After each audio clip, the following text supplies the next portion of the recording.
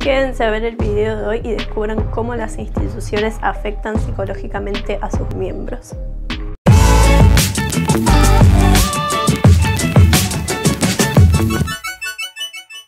Hola a todos, bienvenidos a CuriosityCam. Hoy vamos a estar analizando las instituciones. Empecemos viendo qué es una institución. Las instituciones son sistemas de regulaciones sociohistórico-culturales que guían el comportamiento humano. Estas nos preexisten, regulan nuestras relaciones y nos dan identidad y pertenencia.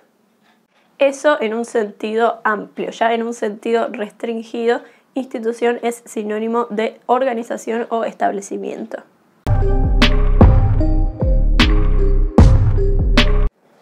La organización es entonces el espacio físico donde se materializan las instituciones. Se trata de un sistema social limitado con determinados fines específicos y niveles jerárquicos. Existen tres tipos de organizaciones. 1. Las democráticas, donde el ejercicio y la distribución del poder son acordes a su estructura. 2. Las autogestivas, donde hay prácticas participativas de todos los actores, donde se produce un excedente que es distribuido igualitariamente entre todos los miembros, y se trata de una forma utópica que es en realidad insostenible en el tiempo. Y 3. Organizaciones totales, que no es lo mismo que totalitarias, ya que se refiere solo al sistema político. Las organizaciones totales son diseñadas para suprimir las subjetividades de sus miembros. Se trata de un encierro con control constante de sus internados, como puede ser, por ejemplo, un psiquiátrico. La institución es entonces el conjunto de reglas que nos dice cómo ser y cómo actuar para pertenecer a determinado grupo. Y la organización es el espacio físico donde se materializa esta institución, pero en un sentido acotado, ya que la organización no puede representar a la institución en su totalidad, sino solo determinadas partes. Luriau plantea tres momentos para entender las instituciones. 1. Lo instituido. Es un momento de universalidad donde lo que viene a plantear esta nueva institución es un concepto plenamente verdadero y aceptado por todos sus miembros sin ningún tipo de reclamo. Si lo comparamos con las relaciones amorosas, esta sería la etapa de enamoramiento donde se idealiza a la persona y se dice que no tiene ningún defecto. 2. Lo instituyente. Es el momento que niega la verdad absoluta, es la antítesis de lo instituido, es el momento donde se empiezan a ver las fallas de esta institución. Y por último, 3. La institucionalización, que es el momento singular que sintetiza los precedentes, es decir, no se idealiza a la institución, pero tampoco se magnifican sus fallas. Se entiende que tiene sus cosas buenas y también sus cosas malas y se la acepta de esta manera. No hay que confundir a las instituciones con los agrupamientos. Un agrupamiento es una comunidad con intereses convergentes. En el agrupamiento hay una acentuación de las particularidades de los miembros, es decir, se niega la idea de comunidad. Su característica singular es la segmentariedad, lo que quiere decir que los sistemas de pertenencia y referencia anteriores a tal agrupamiento, que entrañan criterios exclusivos, son obligados a fundirse en este nuevo sistema. Ahora analicemos las instituciones desde la perspectiva freudiana. Freud entiende a las instituciones como estructuras libidinales que se caracterizan por tener un objeto externo, es decir, la idea que viene a plantear esta institución en el lugar del ideal del yo. De esta forma entra en juego la cuestión de las masas, que son definidas por Le Bon como multitudes caracterizadas por la autogestión, el contagio y el sentimiento de poder. Los lazos afectivos constituyen a la masa mediante la sugestión. La masa se mantiene cohesionada por el poder del eros, es decir, porque los miembros se dejan sugerir porque necesitan acuerdo. En las masas hay una doble ligadura libidinal, ya que hay una idealización del líder y una identificación de los yoes. La fantasía indispensable para la cohesión de la masa es creer que el líder ama a todos por igual, ya que si hubiese preferencias, si hubiese jerarquías, ya no se trataría más de una masa. Existen dos tipos de masas. 1. Las masas efímeras, que son punitivas y espontáneas, duran poco tiempo y después se dispersan, como por ejemplo el pogo en un boliche. Y 2. Las masas duraderas, que son altamente organizadas, es difícil no pertenecer a alguna y estas dependen de la ilusión, como por ejemplo la iglesia. Respecto a las masas entra en juego la noción del pánico como el sentimiento que se produce por la disolución brusca del grupo. Con la caída del líder se disuelven los lazos libidinales que hay entre los miembros y se desarma la masa.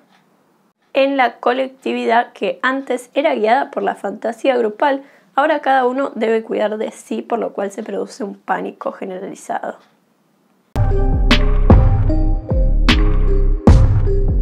Volviendo entonces a la idea de estructura libidinal, ahora veamos los momentos de transformación de una institución. Momento 0. Predomina el narcisismo de las pequeñas diferencias, no hay un vínculo ni una fantasmática en común y los miembros no quieren ceder sus deseos para convivir con otros. Momento 1. Hay una conversión a una versión compartida, ahora hay un ideal unificador. Se instaura la estructura libidinal, por lo que ahora los sujetos están ligados entre sí en un plano psicosocial. Este es el momento ilusorio donde está presente la fantasmática de creer que todos somos iguales. Si se cae el ideal del yo, es decir, el líder, hay pánico y se regresa al momento 0. Si no, se continúa. Momento 2. Surge cuando la fantasía no permite conocernos enteramente, es decir, hay una debilitación del sostén. Hay una subversión donde el líder amado ahora también es odiado, por lo que empieza a surgir la angustia señal. En este momento está la posibilidad de una alianza fraterna, es decir, de los miembros contra el líder. Y por último, el momento de reconversión que puede suceder a la subversión. Puede que el grupo no vuelva a unirse, fragmentándose definitivamente, o puede que el líder logre imponerse siguiendo adelante con estos sentimientos ambivalentes.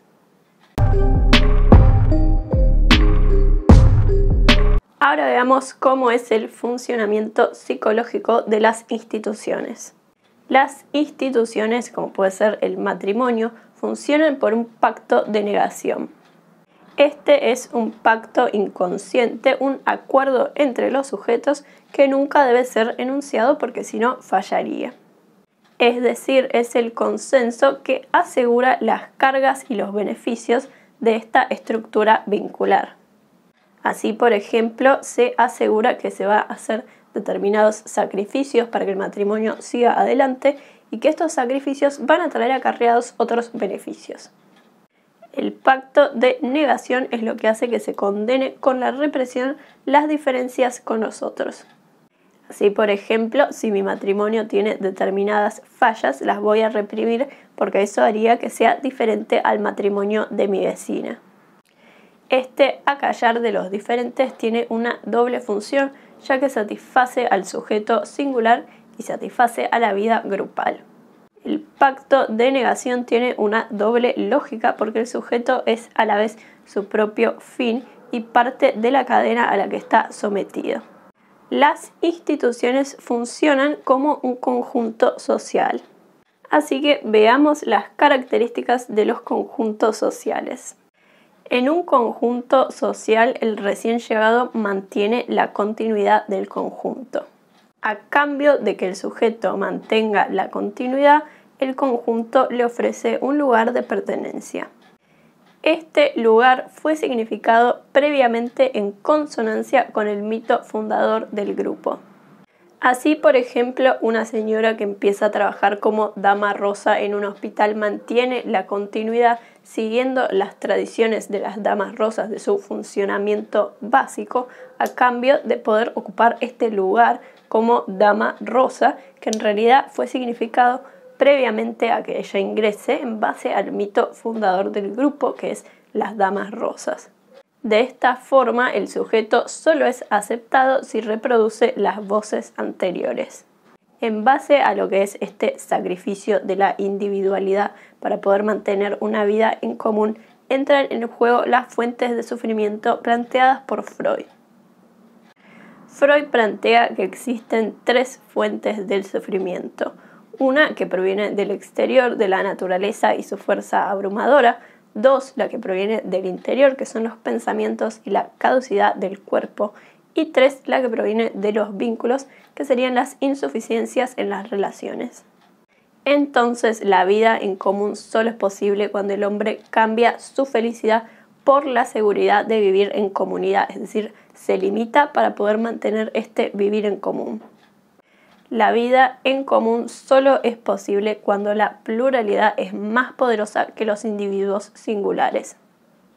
Lo que quiere decir que si tenemos 3 individuos que conforman la pluralidad y uno que hace lo que quiere, estos tienen que ser más poderosos que este uno, ya que si tenemos 3 que hacen lo que quieren y uno solo que conforma la pluralidad, ya no sería posible una vida en común, porque en este caso la pluralidad sería más débil que las diferencias individuales. La vida en común constituye el derecho. Así se protege a los que son miembros de la comunidad de aquellos que no se adhirieron a la comunidad, es decir, los que están por fuera de la ley. Así, por ejemplo, se protege a una familia de un grupo de criminales. De esta manera, el sufrimiento institucional tendría 3 vertientes.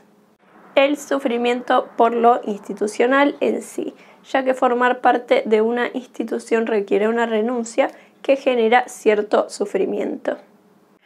Lo que sería, por ejemplo, la renuncia a la vida de soltero para someterse a un matrimonio, lo cual produce cierto sufrimiento porque hay que limitar el deseo. También hay sufrimiento por la tarea en relación a la institución. Así, aquello que nos impone la institución que debemos hacer también puede ser fuente de sufrimiento. Así, por ejemplo, una institución religiosa que impone que debemos ser amables con todos los otros miembros de la institución también genera sufrimiento, porque el qué queremos hacer es diferente al qué debemos hacer. Y por último tenemos el sufrimiento que es causado por las tareas que el psiquismo no nos permite realizar. Un ejemplo de esto sería una psicóloga que le encantaría poder atender niños, pero sin embargo no puede porque se sensibiliza demasiado con las historias que estos cuentan. Ahora veamos de qué se trata el acto poder de Mendel. El acto poder es el tener poder sobre el propio acto, tanto en su realización como en su devenir. El acto poder da conciencia de la estructura organizacional que está limitando nuestras expresiones. Es un movimiento de apropiación de nuestros actos y de deshacimiento de la autoridad de las instituciones. Para entender mejor esto se plantean 2 tipos de yoes. 1. El yo psicofamiliar, que es el que no permite el movimiento de apropiación del acto. Se trata de la autoridad de los progenitores basada en la culpabilización. La culpabilidad es un fenómeno antropológico vinculado con las fantasías inconscientes de la infancia. Así, la agresividad inconsciente de la infancia genera culpa que inhibe la apropiación del acto por temor al abandono. Y el otro yo es el yo psicosocial, que es producto del encuentro entre la apropiación del acto y el entorno social. El yo psicosocial está en constante tensión con el yo psicofamiliar. Todo radica entonces en la renuncia pulsional que nos impone la cultura, en esta denegación del deseo que es el foco del malestar cultural. Ahora veamos cómo se analizan las instituciones desde las 7 dimensiones que plantea Clemenson. 1. El proyecto. Este es el soporte funcional de la organización y la preexiste.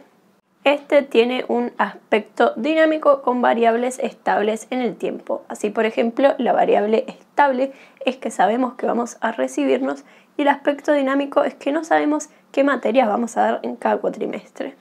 El proyecto tiene 3 etapas que son la de elaboración mental, realización concreta y prueba de realidad. 2. Tarea y tecnología, siendo la tarea la actividad central de la organización y la tecnología los medios físicos, el equipo y el ambiente para esto. 3. La estructura, que es el conjunto de roles que forma el sistema y permanece más allá de quien lo ocupe.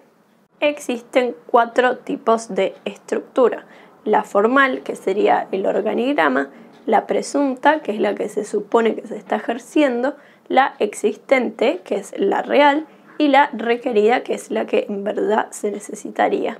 4. Los recursos humanos, que es la consideración de los empleados que genera en estos identificación y estímulo. Los factores esenciales serían un salario justo, ascensos, una tarea motivadora y un ambiente salubre. 5. Las relaciones interpersonales, que son las experiencias subjetivas que se tiene dentro del sistema, que pueden ser respecto a las relaciones asimétricas, que son las relaciones con la autoridad, o las relaciones simétricas, que son entre pares. 6. Grupos de poder, que es la diseminación del poder en sectores, grupos y roles. Y 7. El contexto, ya que las organizaciones son sistemas abiertos que interactúan con el entorno que puede limitarlas. Ahora analicemos la cultura organizacional. La cultura organizacional es un marco de referencia compartido donde los miembros participan pero también lo constituyen. Es un sistema de creencias aceptado por el grupo que indica cómo pensar y cómo actuar.